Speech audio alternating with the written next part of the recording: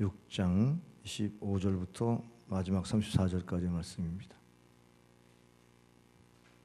오늘 이 생명의 말씀을 제가 읽을 때 하나님의 음성으로 듣기를 바랍니다. 그러므로 내가 너에게 이르노니 목숨을 위하여 무엇을 먹을까 무엇을 마실까 몸을 위하여 무엇을 입을까 염려하지 말라. 목숨이 음식보다 중하지 아니하며 몸이 의복보다 중하지 아니하니야. 공중의 새를 보라. 심지도 않고 거두지도 않고 창고에 모아들이지도 아니하되 너희 하늘 아버지께서 기르시나니 너희는 이것들보다 귀하지 아니하니야. 너희 중에 누가 염려함으로 그 귀를 한 자라도 더할 수 있겠느냐. 또 너희가 어찌 의복을 위하여 염려하느냐. 들의 백합화가 어떻게 자라는가 생각하여 보라.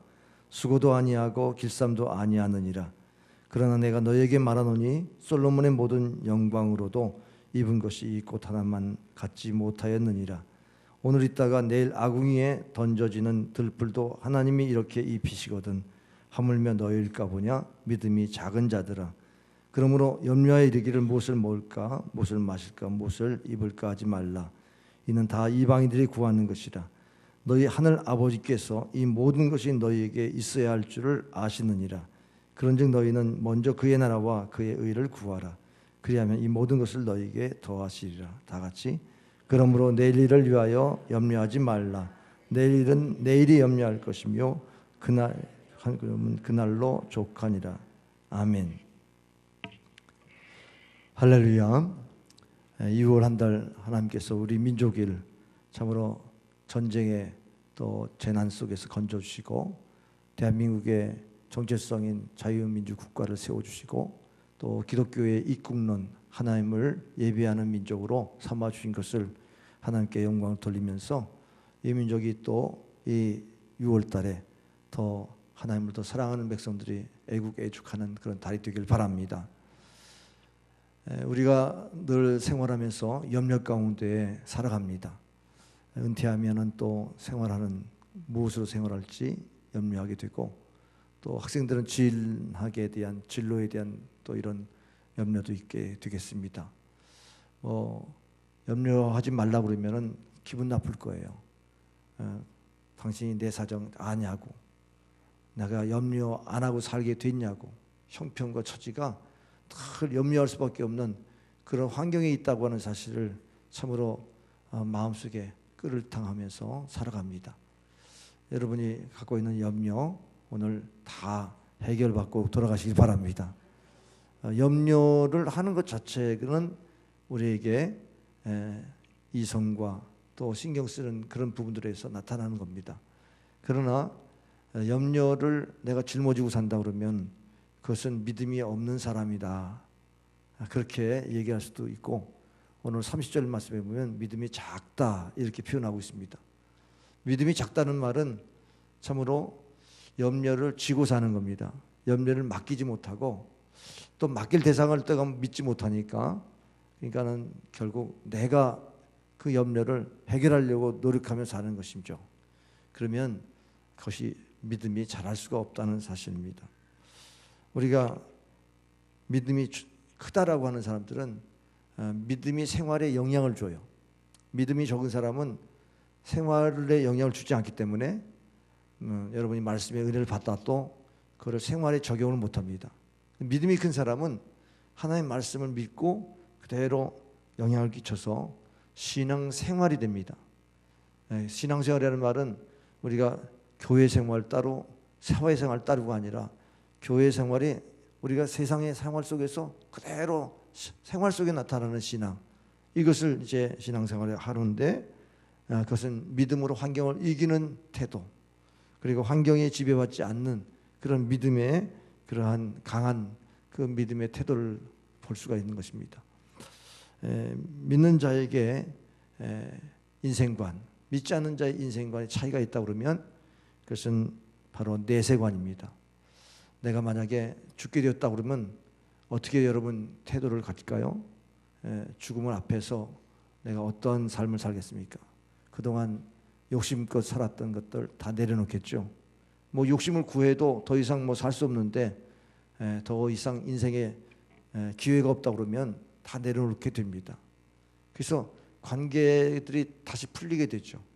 내가 죽으면 그 사람들과의 관계를 다 화해하고 또 용서하고 죽어야 되겠다 생각하고 관계가 풀립니다. 근데 이 땅에 살아있는 동안은 그렇게 살면 얼마나 좋겠어요. 그러니까 내가 살아있다는 이것 때문에 결국 사람과의 관계도 깨어지고, 그리고 내가 살아야 되겠다는 이런 마음이 앞서면 또 염려가 또 자꾸 생기게 됩니다. 사람이 죽는다고 하면 그렇게 물질에 연연하지도 않고 명예에 대해서 집착하지도 않고 그렇게 살 수 있는데, 우리가 염려하며 사는 것은 아직도 죽어야 할 것들이 너무 많다는 그런 반증이기도 하겠습니다. 우리가 십자가의 종과 육신을 못 박으면 우리가 이렇게 염려하지 않고 살 수 있는데, 아직도 내 정욕으로 사니까 그 염려가 내 인생을 자꾸 가로막고 있습니다. 노벨, 여러분 아시죠? 노벨상을 세운 노벨이 오늘날 다이아몬드를 발명하고 그리고 그 부자가 되었습니다. 그래서 그는 건설 현장에서 다이아몬드를 터뜨려 가지고 그런 건설 장비를 또 활용해서 그런 건축할 수 있는 문명의 이기를 개발한 사람으로서 그렇게 돈을 벌게 됐는데, 오늘날 신문에 보니까는 노벨이 죽다라고 하는 신문 기사가 나왔습니다. 자기 친족이 동명이인인데 그가 죽은 것을 기자가 노벨 다이아몬드를 발명한 알프레드 노벨이 죽었다고 그렇게 오보한 겁니다. 그런데 이 기사를 보고 노벨이 자기 인생을 한번 돌아봤습니다. 자기가 건설 현장에 쓰일 수 있는 이 다이나마이트를 개발했지만 이것이 사람을 죽이는 그런 살상 무기도 될 수 있겠구나, 그렇게 생각하니까 앞으로 이것이 잘 쓰여져야 된다고 하는 생각이 더 앞섰던 거죠. 그래서 자신이 받은 그런 그 영예를 이제 돌려주기 위해서 노벨상을 그렇게 세우고 인류에 공헌한 사람들을 시상하도록 그렇게 제도를 세웠던 겁니다. 그 노벨이라고 하는 것은 죽음이라고 하는 것을 한번 이렇게 묵상만 해도 인생관이 달라졌습니다. 사람이 이제 죽음이라고 하는 것을, 종말이라고 하는 것을 생각하면 우리 인생을 새롭게 좀 바꿀 수 있는 기회가 됩니다. 여러분 한번 그렇게 죽음을 한번 경험한 적 있습니까? 사선을 넘은 경험이 있습니까? 주변에 보면은 사선을 넘은 사람들의 그 삶의 태도는 굉장히 진지합니다. 우리 크리스찬들의 삶이 굉장히 진지할 수밖에 없어요. 왜 그렇죠?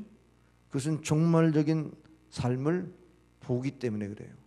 내 인생의 종말, 지구의 종말, 하나님의 심판대 앞에 쓴다고 하는 종말, 이 종말 의식이 있기 때문에 그렇습니다. 오늘 우리가 종말을 생각할 때 이 땅에서의 잠시 사는 나그네 인생이다, 이렇게 생각하는 사람하고 이 세상에 사는 게 현세에서 끝난다, 이렇게 사는 사람에게 태도는 어떻습니까? 다를 겁니다. 분명히 내세에 내가 영화를 입는다고 생각하면 이 땅에 양보도 가능하고 포기도 가능할 텐데, 이 땅에서 나만 위해서 살아야 되겠다라고 생각하면 그 경쟁에서 많은 사람들 상처 주겠죠. 인생의 태도가 좀 다를 겁니다. 분명히 다르죠. 이 세상은 장망성, 장래 망할성이다. 그래서 이 세상의 마음을 다 뺏기지 않습니다. 장차 있을 저 천국을 바라보면서 그러면서 믿음을 잘 세워나가기를 원하겠죠. 오늘날 우리 그리스도인들이 종말의식이 사라지면 영적으로 무능력해져요. 자꾸 우리가 염려에 빠져가지고 현세의 염려로 가득합니다. 왜? 현세에서 잘 살아야 된다는 목표가 있으니까 미래에 대해서는 나는 모르겠다, 그거는 나하고는 상관이 없다는 생각을 하니까 굉장히 세속적인 세상의 불신자하고 똑같은 삶을 살아가게 됩니다. 초대교회가 그렇게 신앙이 좋았던 이유 중에 하나가 바로 임박한 종말론 때문에 그랬어요. 곧 주님이 오실 것처럼 믿었습니다. 주님이 승천하시면서 곧 오신다고 약속하셨기 때문에 곧 오실 줄 알았습니다. 근데 곧 오시는 그분이 성령님이셨고 열흘 만에 성령님이 오셨고 그 다음에 지금까지 아직 주님께서 재림하지 않으셨죠. 그래서 1세기의 초대교회 성도들은 인사법이 달랐습니다. 아침에 일어나면 주님이 오늘 오십니까? 이렇게 질문하게 되고, 밤에 잘 때는 이 밤에 오십니까? 또 질문하고 자게 되고, 또 사람들과 만나서 헤어질 때는 마라나타, 주님이 곧 오십니다, 이렇게 인사를 했습니다.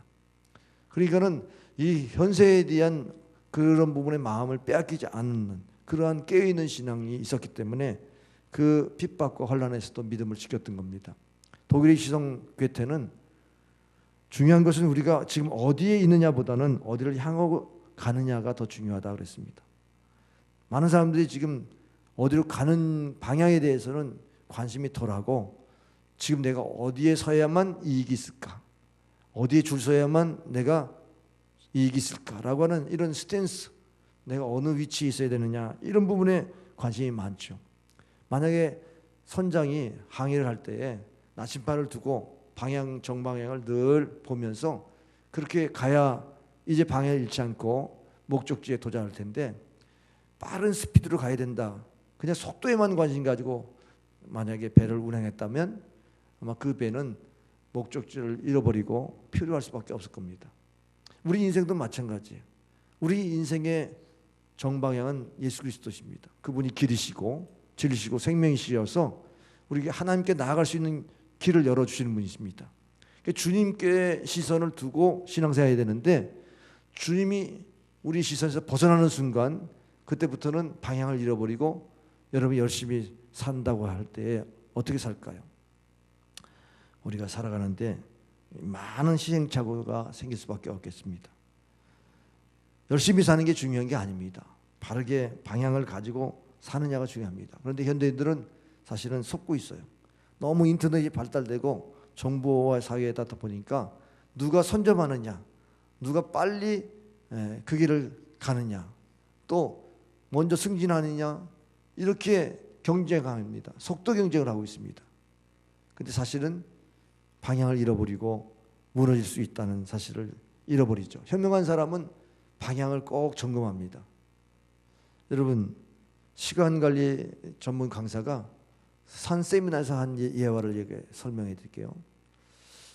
큰 유리비 같은 큰 왕을 앞에다가 테이블 위에다 올려놨습니다. 그러면서 큰 돌을 거기다가 집어넣는 거였어요. 집어넣으니까 거의 찼습니다. 그래서 그 청중들에게 물어봤어요. 여러분, 이거 다 찼습니까? 그랬더니 맞다는 거예요. 그래서 다 맞다고 그랬는데 그 강사가 밑에서 다시 뭘 꺼내는데 자갈을 거기다 집어넣습니다. 자갈을 집어넣으면서 채웁니다. 여러분, 다 찼습니까? 그랬더니 다 찼다고 이제 생각이 좀 다른 거죠. 또 차니까 다 찼다고, 아니요, 그렇게 얘기합니다. 이번에는 모래를 갖다가 거기다 집어넣어요. 모래를 집어넣으니까 그 틈바귀로 다 들어가지 않습니까? 여러분, 다 찼습니까? 그래도 대답이 그렇게 시원치 않아요. 글쎄요. 그 다음에는 책상 밑에서 주전자를 들고 물을 거기다 붓습니다. 물이 꽉 찼습니다. 이제 공기도 다 빠져나갔으니까, 여러분 다 찼습니까? 네, 다 찼습니다. 그러면 제가 보이는 시연은 무엇을 교훈하기 위한 것입니까? 한번 여러분 대답해 보세요. 그랬더니 대답을 그렇게 합니다. 시간 강사니까 우리가 짜투리 시간을 이용해서 그렇게 살아야 된다, 시간 관리를 잘해라, 그런 뜻 아닙니까? 이런 얘기를 대답하니까 그게 아닙니다. 여러분, 큰 돌부터 놓지 않았으면 이 큰 돌은 영원히 이곳에 들어갈 수가 없었을 겁니다. 큰 돌을 채운 다음에 그 다음에 다른 것들, 작은 것들을 채웠기 때문에 그렇게 다 채울 수가 있었습니다. 다시 말해서 우선순위가 중요합니다. 중요한 것부터 먼저 해야만 모든 것이 원만하게 이루어질 수 있다는 그러한 것이었어요. 여러분, 말세라고 하는 이 말세가 굉장히 우리에게 굉장히 중요한 겁니다. 마지막이라고 하는 게, 인생의 마지막이라고 하는 게 우리에게는 너무너무 다른 어떤 것보다 중요하죠. 그런데 이 말세에 대한 생각들을 어떻게 하고 삽니까? 예수님께서 이제 제자들에게 이런 질문을 받았어요. 마지막 때는 무슨 징조가 있겠습니까? The last days. The last days라고 하는 이 단어를 말세라고 표현했더만요. 이 마지막 때에 어떤 징조가 있겠습니까? 사인이 있겠습니까? 그랬을 때 예수님께서 거짓 선자들이 일어나고, 그 다음에 적그리스도가 출현한다는 영적인 현상에 대해서 말씀하고, 또 지구에 사막이 있고 이런 자연현상의 피폐함도 얘기하고 기근이 있고 또 사람들 간의 관계에 대해서도 얘기합니다. 사랑이 식어지고 그리고 사회적인 현상도 불법이 성행한다. 이런 현상을 얘기하면서 징조를 얘기합니다. 그러나 이것은 아직도 마지막은 아니다. 그때의 마지막은 the end time입니다. The end time은 그 last days하고 달라요. 말세하고 마지막하고는 다르다는 거죠. 근데 우리는 말세를 마지막하고 다 함께 혼용해서 쓰고 그렇게 이해를 합니다. 우리 크리스찬들은 마지막 때가 어떤 때냐? 주님의 재림의 때입니다. 주님의 재림의 때가 파루시아라고 하는 이 헬라어인데, 이 파루시아의 때가 있어요. 이거는 그 파레임이라고 하는 그 원어근에서 나왔습니다. 이것은 온다라고 뜻이에요. 온다. 주님이 오신다. 그러면 우리가 주님을 맞이할 수 있는 자세를 가지면 주님이 내게 오시옵소서, 이런 태도를 가지고 사는 것이 말세의 신앙이라는 겁니다.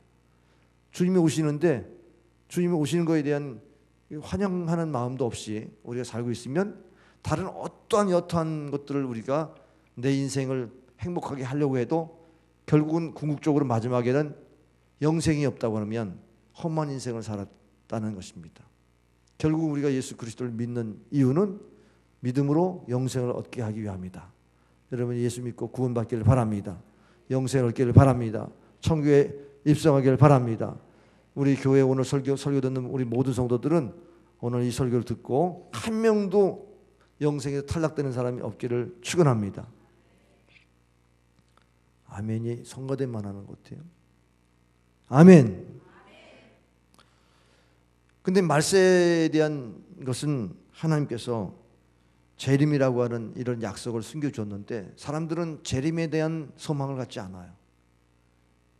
마지막이라고 하는 이 생각들을 우리는 인생의 종말, 죽음이라고 하는 것으로 연결해가지고 내가 죽으면 뭐하나 이렇게 허망한 생각이나 하고 인생의 종말만 생각합니다.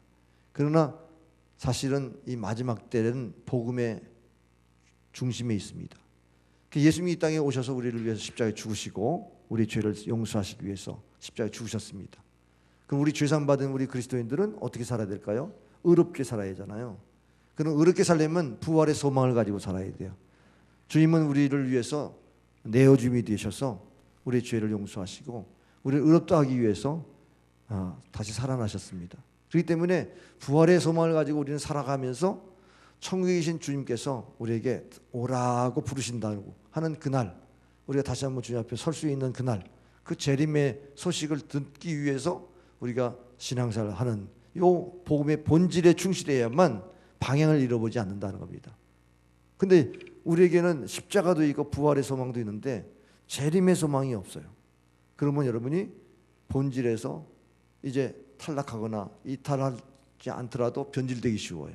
신앙생활이 변질되기 쉽다는 거예요.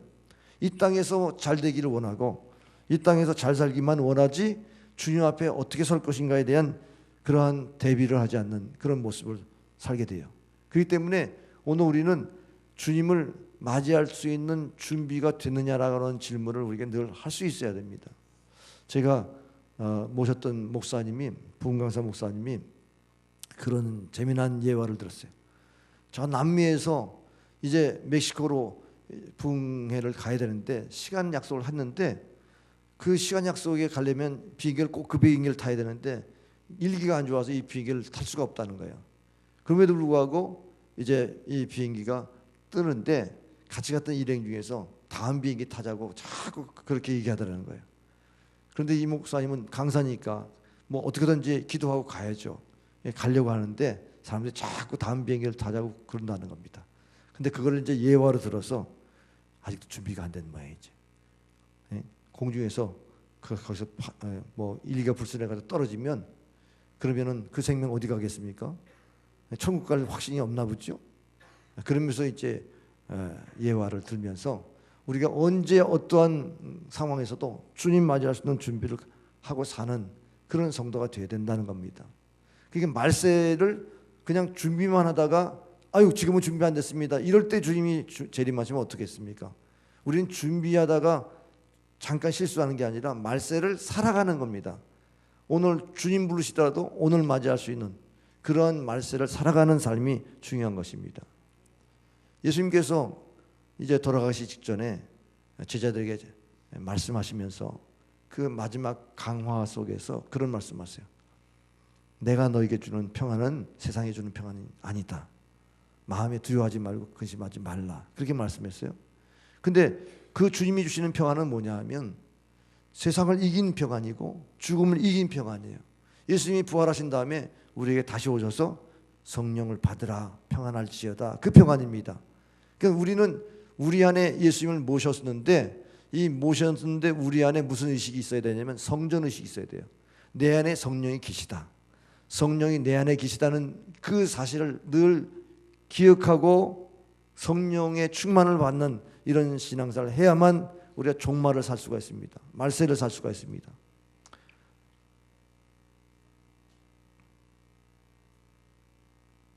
갈라디아서 2장 20절에 사도 바울이 고백합니다. 내가 그리스도와 함께 십자가에 못 박혀 죽었나니 이제는 내가 사는 것이 아니라 내 안에 그리스도가 사는 것이다. 이제 내가 육체 가운데 사는 것은 나를 사랑하사 나를 위하여 자기 몸을 버리신 하나님의 아들을 믿는 믿음 안에 사는 것이다. 아멘. 그러면 우리가 예수님을 영접하는 순간 이제는 내 안에 주님이 계시다는 이 믿음을 가지라는 거예요. 그리고 이 믿음을 가지면 우리는 어떤 의식이 생기냐면 성전 의식이에요. 너희 안에 계신 예수님을 모셨다면 성령이 계신 것이다. 너희는 너희 것이 아니라 내가 피값으로 산 것이니 너는 내 것이다 하면서 성령이 너희 안에 거하는 것을 알지 못하느냐 하면서 늘 성령이 내 안에 계신 것을 기억하고 있으라는 거예요. 그러면 성령이 우리 안에 계시면 이거는 영이니까 시공간을 초월해서 항상 역사하죠. 내가 어디를 간들 주님이 나와 함께 하시는 거죠. 주님이 뭐 부르시면 오는 이런 한계를 갖고 계신 분이 아니라 성령으로 함께 하시기 때문에 우리는 늘 주님과 동행할 수가 있습니다. 아멘. 그런데 여러분이 심판이 있다고 볼 때 심판을 이길 수 있는 힘이 어디에 있어요? 내 안에 계신 예수님. 내 안에 있는 예수님이 풍랑 가운데도 풍랑 안에서 주무시면서 평안하셨어요. 우리는 세상의 풍랑을 만날 때 두려워하지 않을 것은 내 안에 예수님이 계시다는 이 믿음. 근데 언제는 그런 믿음이 있었는데 지금은 그 믿음이 사라졌어요. 신앙이 떨어져가지고 그래서 막 흔들렸습니다. 그러면 어떻게 되겠어요?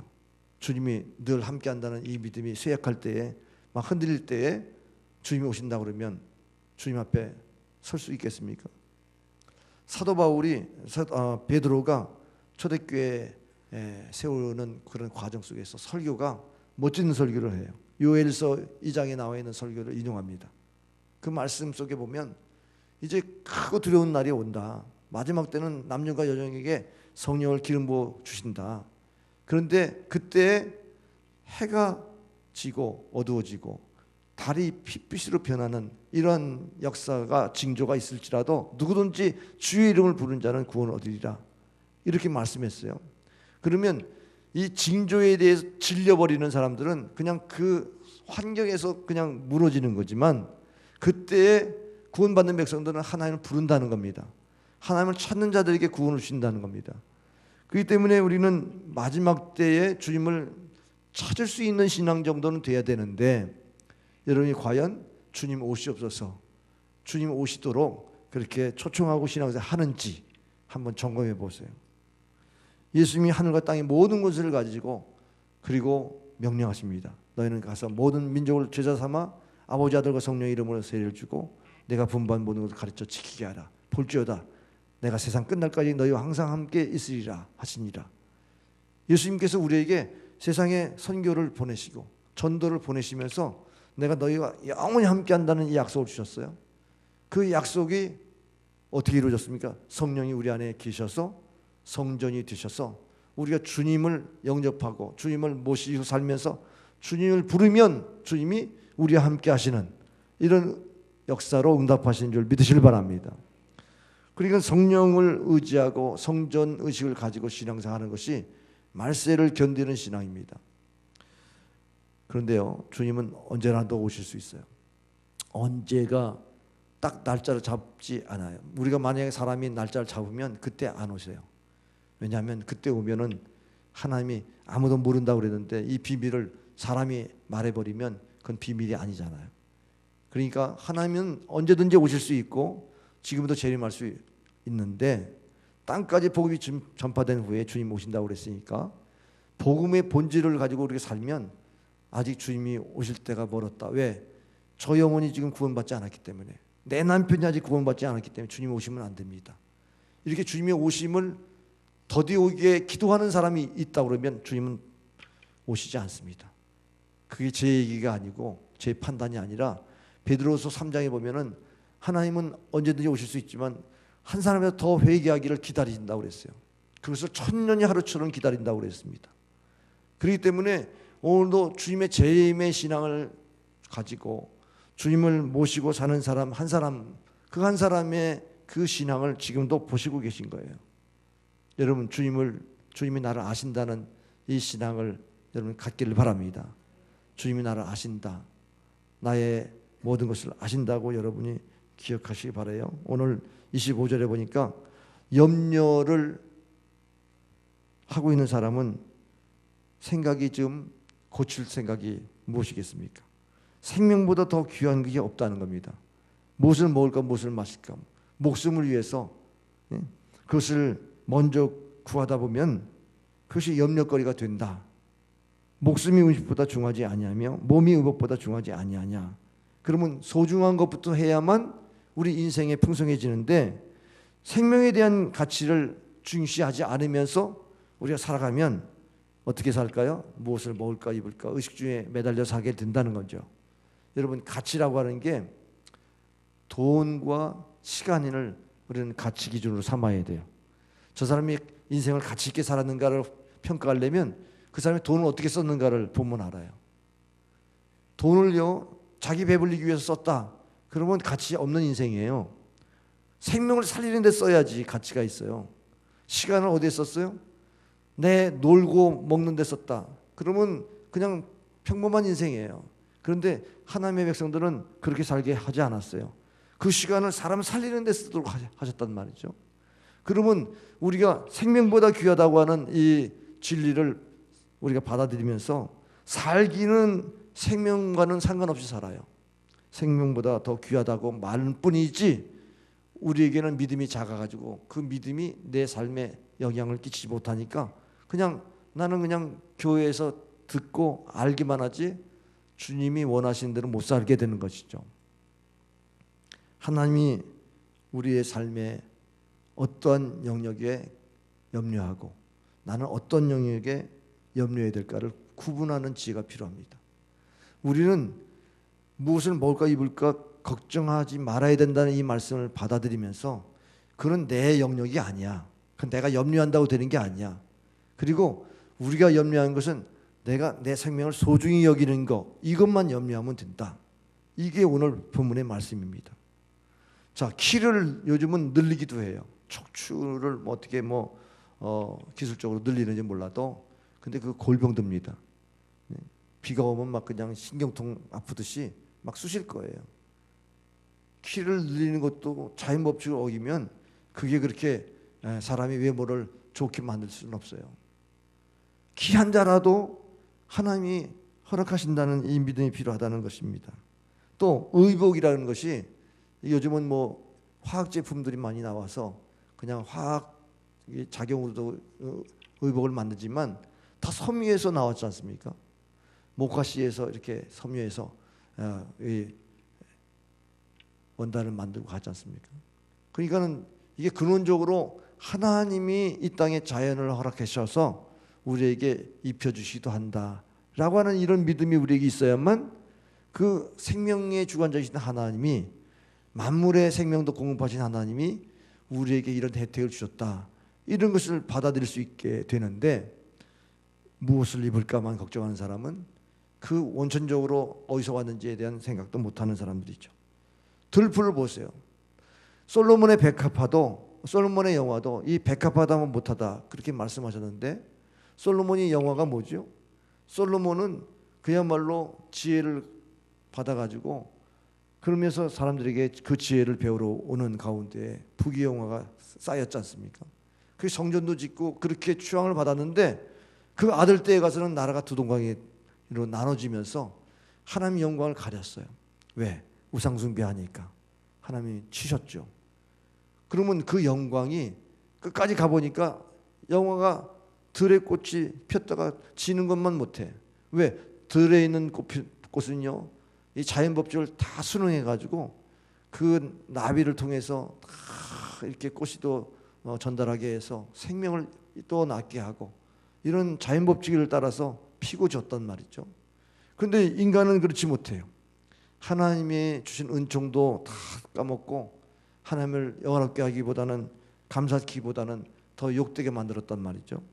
그러면 우리가 열심히 영화를 누리고 잘 먹고 잘 입고 잘 사는 게 인생의 목표였다. 그러면 어떻게 되는 거예요? 너는 저 들풀반도 못한 인생이야. 예? 이렇게 평가를 받는다는 말입니다. 여러분 그런 생각을 주님 앞에 서면 그 생각을 하면 늦었어요. 이 땅에 살면서 그 생각을 하셔야죠. 오늘 믿음이 작은 자들을 책망하는데 30절에 뭐라고 그래요? 오늘 있다가 내일 아궁이에 던져지는 들풀도 하나님이 이렇게 입히시거든 하물며 너일까 보냐 믿음이 작은 자들아 그랬어요. 범사에 하나님을 인정하지 않으면 믿음이 작아져요. 우리 삶 속에서 범사를 인정하면 하나님이 지도하시잖아요. 어떻게 인도하실지 인도하시는데 그게 영향을 못 받으니까 믿음으로 안 사는 겁니다. 환경에 지배받아요. 그래서 내가 조금 건강하면 주의를 하고 또 내가 뭐 좀 슬프면 또 교회도 안 나오고 또 뭐 돈이 있으면 또 좀 뭐 이렇게 자랑하기도 하고 교회 생활을 좀 하는 것 같다가도 가난해지면 그냥 또 쑥 빠져버리고 이런 식으로 지배를 받는단 말이죠. 그게 중요한 게 아니라고 생각하는 사람은 하나님이 또 이 삶을 인정하면서 어떻게 또 인도하실까? 하나님이 인도하심에 대한 관심을 가지고 성전의식, 내가 사는 것은 내 안에 그리스도가 사는 것이다. 믿음으로 반응하면서 주님을 바라봐야 되는데 주님이 인생의 방향인데 주님을 바라볼 수 있는 힘이 없어지니까 그 믿음이 작은 자가 아니라 그야말로 불신자하고 똑같이 사는 거죠. 이방인과의 뭐가 다를 게 있어요? 이방인과 우리 크리스찬의 차이가 뭐죠?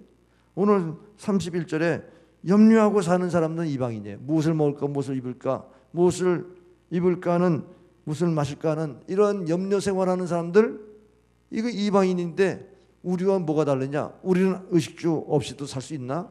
그 얘기가 아닙니다. 다 필요하지만 거기 보니까 뭐예요? 그것이 전부예요. 그것이 그들이 구하는 전부라는 겁니다.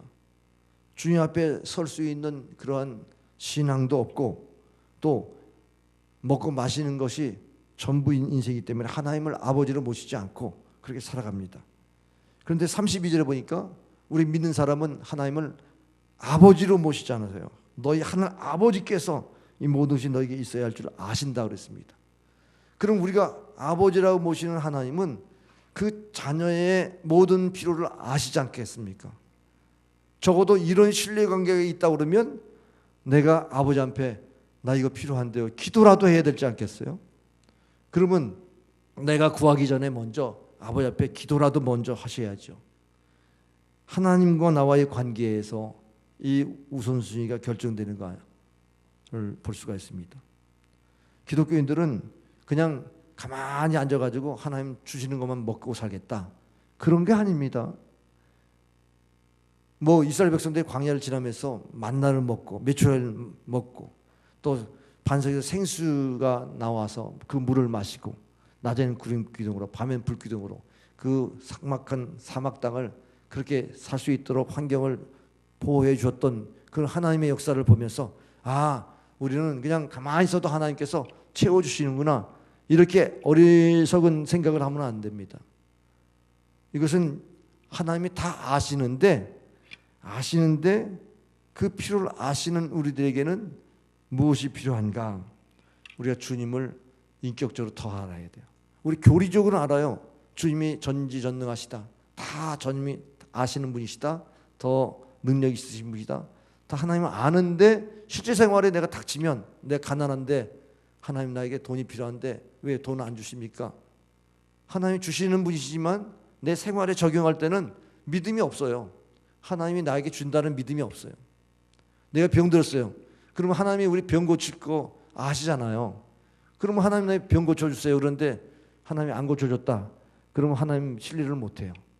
그러면 내가 믿음이 없어서 내가 하나님 고쳐준다는 믿음이 없으니까 고쳐지지 않은 상태를 반성할 생각은 안 하고 하나님이 없다. 그렇게 말할 수 있다는 거죠. 그러니까 하나님을 우리가 정말 알아야 돼요. 하나님은 나를 아는데 내가 하나님을 모르고 있으면 이게 믿음은 유기적이기 때문에 역사가 일어나질 않아요. 하나님 우리가 아무리 잘 알아도 내가 하나님을 알아야 돼요. 어떤 하나님이세요? 하나님은 나의 나의 모든 것을 아시는 분이시다. 전지전능하신 분, 전지하신 분이시다. 이걸 여러분이 알아야 됩니다. 시편 139편 1절부터 4절에 보면 여호와여 주께서 나를 살펴보셨으므로 나를 아시나이다. 주께서 내가 앉고 일었음을 아시고 멀리서도 나의 생각을 밝히 아시오며 나의 모든 길과 내가 눕는 것을 살펴보셨으므로 나의 모든 행위를 익히 아시오니 여호와여 내 혀의 말을 알지 못하신 것이 하나도 없으시니이다 그랬습니다. 그러니까 하나님이 나를 아시는데 나는 그 하나님을 인식을 하는 사람들은 감사해요. 모르시는 게 없으니까. 내가 억울한데 하나님 아시니까 위로가 되죠. 내가 열심히 노력하는 거 주님 아시니까 언젠가 열매를 맺으시라는 확신이 생기잖아요. 인내할 수 있지 않습니까? 근데요, 두려운 사람이 있어요. 죄 지은 사람. 하나님이 아신다니까 두려워요. 우리가 두려움 가운데 있으면 하나님을 모르게 돼요.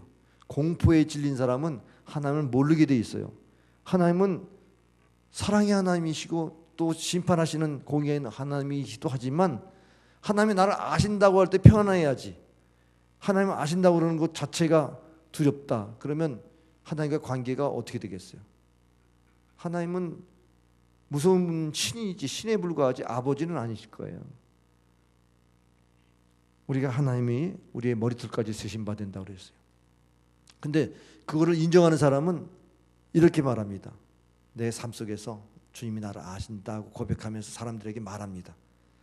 그 마태복음 10장 30절에 머리털까지 세신다고 하셨는데 그 다음에 32절에 보면 너희가 사람 앞에서 나를 시인하면 나도 하늘에 계신 내 아버지께서 너희를 시인하리라 이렇게 말씀하셨어요. 그리고 그 맥락을 보면 무슨 말씀하시려고 하시냐면 하나님이 나를 안다는 믿음이 있는 사람은 사람 앞에서도 내가 하나님 안다고 말해야 된다는 겁니다. 여러분이 경험했어요? 하나님이 나를 안다는 걸 경험했어요? 체험한 사람은 말하게 돼 있어요.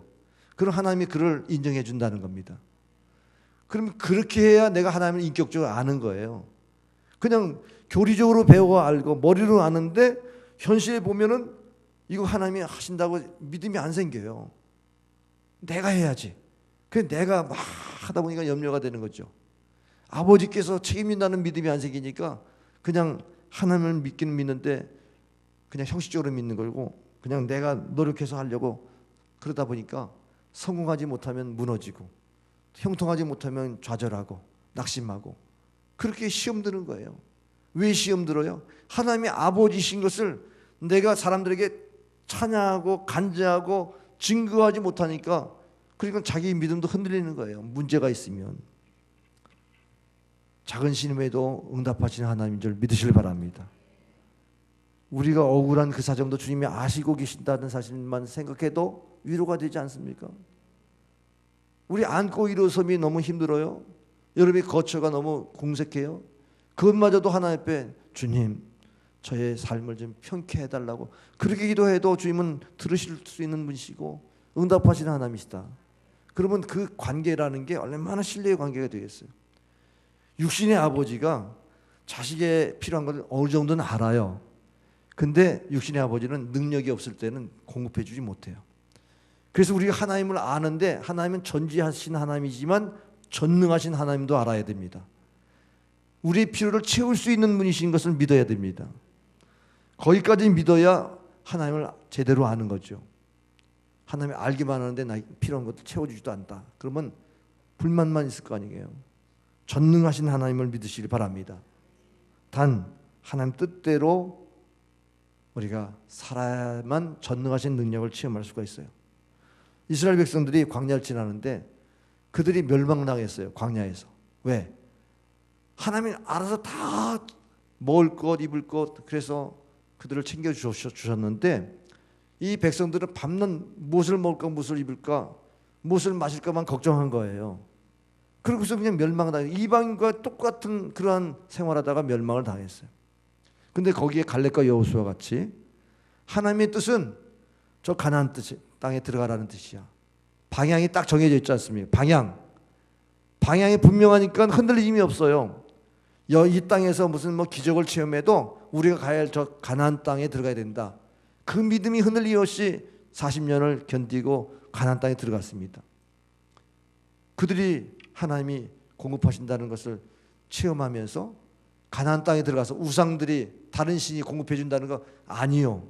하나님만이 우리의 공급자시요 우리의 전능하신 하나님이십니다. 그러면서 하나님만을 섬기는 백성이 됐죠. 모세가 이스라엘 백성 200만을 끌고 이제 홍해를 건너지 않습니까? 근데 여러분 생각해 보세요. 예? 아니 이 사람 어떻게 먹입니까? 이러면서 그런 생각이 있을 때 이스라엘 백성 어떻게 인도하겠어요? 그냥 순종한 거예요. 이 백성을 애굽에서 나가게 하라. 순종하다 보니까 하나님이 기적들을 일으키면서 10가지 재앙을 일으키면서 홍해를 가르면서 건넜지 않습니까? 자, 오늘 하나님이 전능하신 거 언제 체험합니까? 여러분이 말씀에 순종하면 돼요. 예? 말씀에 순종하면 하나님의 전능하신 걸 체험하게 돼요. 하나님 알 수 있는 길이 바로 말씀에 순종할 때 이루어지는 거예요. 그럼 여러분 염려가 있을 때마다 말씀에 의지해서 순종하면 됩니다. 말씀 따라 순종하면 여러분이 뭐 모세가 아니더라도 대단한 능력을 체험하지 않더라도 여러분 사생활에 소소한 것 다 하나님이 공급하셨구나, 하나님이 역사하셨구나, 그렇게 고백하고 간증할 수 있으면 여러분의 믿음이 올라가죠. 세워지는 것인 줄 믿으시길 바랍니다. 그래서 베드로전서 5장 7절 너희 염려를 다 주께 맡기라. 이는 그가 너희를 돌보심이라. 주님이 돌보신단 말이죠. 사람 붙여주시고 물질 붙여주시고 또 환경도 열어주시고 그렇게 하시는 하나님이신 것입니다. 할렐루야. 근데 이거를 날마다 내일 일을 걱정하면서 오늘도 그런 깨어있는 신앙으로 살지 못해. 그러니까 하나님을 모르고 사는 거예요. 하나님을 체험하지 못하고 살면서 자기도 인정받지 못하고 사는 거예요. 하나님께 인정받지 못하면 보통 사람과 똑같잖아요. 세상 사람과 똑같지 않습니까? 그래서 오늘 우리가 종말론적인 삶을 살아야 돼요. 종말적인 삶이 뭐냐? 첫째는 삶의 우선순위를 하나님의 나라와 하나님의 뜻에 두는 것입니다. 근데 여기 먼저라는 단어를 꼭 기억하세요. 먼저. 이거는요, 다른 것보다도 우선이라고 하는 그런 개념 정도가 아니라 필수적인 것이다는 거예요. 예? 여러분이 다른 것보다 먼저 해야지 그러다가 못하는 경우 너무 많잖아요. 자, 생명보다 더 귀한 건 없는데 생명보다 더 귀한 건 없으니까 생명부터 살아야 되겠다. 그러면 생명의 양식 하나님 말씀으로 시작하는 하루가 되어야죠. 큐티를 하셔야 돼요. 이게 우선순위를 지키는 거예요. 근데 여러분 가장 중요한 큐티를 안 하고 하루 종일 여러분 바쁘게 살았어. 근데 여러분 뭐가 의지가 됐습니까? 여러분 하나님이 무슨 믿음으로 여러분을 축복하겠습니까? 믿음도 없으니까 하나님의 손길이 느껴지기는 하겠어요. 그런데 하나님의 나라와 의를 구한다는 것은 하나님의 나라는 통치하다는 뜻이에요. 하나님의 통치하는 그것을 구하라는 거예요. 그런데 하나님의 통치는 여기 있다 저기 있다 하지 않고 너희 안에 있느니라. 하나님 나라는 우리 안에 있어요. 우리 안에 예수님이 계시단 말이죠. 그럼 예수님이 주인 되면 우리를 통치하세요. 그럼 여러분이 깨어있는 신앙은 예수님이 나의 왕 되는 것을 오늘도 구하며 살아야 돼요. 오늘 하루 시작할 때 하나님 나의 주인 되시옵소서. 이렇게 시작을 해야 주의 나라를 먼저 구하는 것입니다. 하나님 나라가 내 안에 먼저 이루어지는 것은 주님이 나의 삶의 주인 되도록 먼저 구하시고 사시라는 거예요. 그러면 주의 주관하시는 그 뜻이 있을 거예요. 그러면 하나님의 뜻을 구하면서 오늘 이런 일이 있는데 하나님 뜻대로 되어지게 해달라고 그렇게 기도하고 하루를 시작하라는 거예요. 그러면 하나님이 그 안에서 필요한 것도 채우지 더하여 주신다. 보너스로 채우신다는 거예요. 이게 신앙생활의 묘미 아닙니까? 우리가 언제 이런 거 구했나? 나중에 보니까 엄청나게 하나님께서 역사하셔서 내가 구하지 않는 것까지 주셨다. 이렇게 간증할 수 있게 되는 줄 믿으시길 바랍니다. 솔로몬이 구하지 않는 부귀영화를 받았지 않습니까? 하나님이 기뻐하시는 기도, 그 지혜를 구했더니 하나님이 그것만 준 게 아니라 부귀영화까지 다 주셨지 않습니까? 그게 먼저 하나님의 뜻을 구하는 사람이 지혜로운 사람이지, 자기 열심 가지고 열심히 산다, 염려만 가득합니다. 종말론적인 삶을 사십시오. 내일은 내가 보장할 수가 없어요. 내일까지 산다는 보장이 있습니까? 오늘의 괴로움은 오늘로 좋게 해야지. 오늘 하루 사는 것도 너무 힘들어 죽겠는데 그걸 내일까지 연장해서 산다 그러면 얼마나 지옥 같은 삶이겠습니까? 그 미련한 사람은 자꾸 내일로 오늘의 어려움을 밀어놔요. 그러면 해결이 되는 것도 아니야. 내일은 보장도 없는 내일을 바라보며 사니까 허망하게 사는 거죠. 오늘도 헛되게 살고 세월을 아끼지도 못하고 시간을 잘못 쓰고 보람 있는 인생을 못 사는 겁니다. 자, 오늘 하나님이 허락하신 하루입니다. 그럼 오늘 하루는 하나님이 허락하셨다고 하는 이 믿음을 갖는 사람은 오늘 하나님 어떻게 하나님이 기뻐하셨겠습니까? 라고 물으세요. 그러면 하나님 뜻대로 구하는 거잖아요. 그러면 하나님 뜻을 허락받은 대로 살면 오늘 괴롭더라도 잘 참아내시고 오늘 괴로움을 잘 이겨내시면 내일 또 하루를 또 허락해 주신다고 할 때에 그 내일은 오늘의 괴로움을 이긴 내일을 맞이하면서 우리에게 어떤 연단의 능력이 생기잖아요. 이 정도는 내가 전에도 이겼는데 이길 수 있어요. 그리고 신앙이 견고해지잖아요. 더 굳어지죠. 그래서 믿음을 지키는 삶을 살아가게 되는 줄 믿으시길 바랍니다. 바울이 디모데후서 4장 6절부터 8절에 보니까 이제 내가 전제와 같이 부어지는 바 죽을 날이 가까웠는데 내가 달려갈 길 다 달려가고 이제는 믿음을 지켰으니 이제 이후로는 내게 의의 멸관이 예비되었다고 이렇게 고백합니다. 그 얘기는 무슨 말이냐 하면 내가 종말론적인 삶을 사는데 믿음 지키는 삶을 살았다는 겁니다. 오늘 내가 여기서 무너지면 안 돼. 주님이 영광 가리면 안 돼. 주님이 나의 주인이시니까 승리할 줄 믿습니다. 믿음으로 하루하루를 사는 거예요. 그랬더니 주님이 어느 날 부르실 때에는 주 앞에 설 때에는 그 상급을 주신다. 의의 멸류관을 주신다. 그렇게 고백했습니다. 오늘 우리에게는 세 개의 달력이 있다고 그래요. 그것은 우리가 늘 걸어놓는 365일 달력이 있죠. 사람이 만든 달력입니다. 근데 마귀가 만든 달력이 있어요. 여러분 침상에 있습니다. 침상 지금 다 열어보시면 거기 달력이 있어요. 영안을 여서 보시면 거기 보면 오늘도 무슨 날짜인가 보면 내일이라고 쓰여 있어요. 근데 365일 다 내일로 쓰였어요. 오늘 새벽기도 나가야지. 그런데 조금 피곤하니까 내일 나가야지. 더 자요. 오늘 전도해야지. 큐티해야지. 근데 지금 상황이 다 나에게 내일로 미룰 만한 그러한 상황으로 있으니까 상황을 못 이기는 거예요. 아까 얘기했잖아요. 먼저 그 나라 그 일을 구하는 사람은 상황을 딛고 일어나는 씨름을 해야 되는 거예요. 가만히 주어지는 게 아닙니다. 내가 믿음의 씨름을 해야지 그거를 내가 할 수 있는 거예요. 그리고 하나님이 주신 달력은 뭐냐? 항상 열면 오늘이에요. 오늘이에요. 내일은 없습니다. 오늘 한날 괴로우면 그날에 족하니 그날로 살라. 그날 하루를 살라는 겁니다. 이것이 크리스찬의 삶입니다. 안희숙 사모님이 일제의 신사참배를 거부하다가 일본에 항거하기 위해서 그 일본의 탄압과 이런 것들을 만행을 고발하는 국회의사당 가서 거기서 이제 고발하게 되는데 거기서 체포돼 가지고 구금을 당해요. 6년 동안 그 체포된 상태에서 이제 사시다가 그 광복이 되어지면서 며칠 후면 죽을 것도 모르고 있다가 살아났다는 거예요. 그래서 그분이 죽으면 살리라 하는 책도 있었고 죽으면 죽이라는 첫 번째 책이 있었고 죽고자 하는데 살아요 이런 그런 책들도 많이 썼는데 그 내용에 보면 자기는 실패한 순교자라는 그런 내용입니다. 내가 죽으려고 그러는데 하나님은 죽게 하지 않으셨다. 그럼 죽지 않은 상황에서 내가 그럼 어떻게 살까 했더니 그걸 알리라는 거예요. 알리라는 거예요. 우리가 하루하루 살면 하나님 우리를 미래를 보장하십니다. 미래는 내가 그렇게 원했던 그날이 현재가 될 때에 그게 우리에게 미래이지, 그게 우리가 꿈꾸는 그런 상상하는 미래가 아닌 거예요. 오늘이 과거에 꿈꿨던 오늘이 프레젠트, 선물이에요. 한번 찬양할까요? 내일 일은 난 몰라요.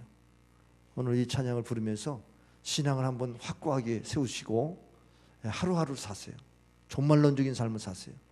우선순위를 정하시고 생명의 귀한 가치를 가지고 사시고 한번 찬양하겠습니다.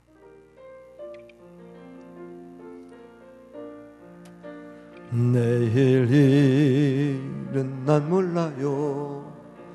하루하루 살아요. 불행이나 여행함도 내 뜻대로 못해요.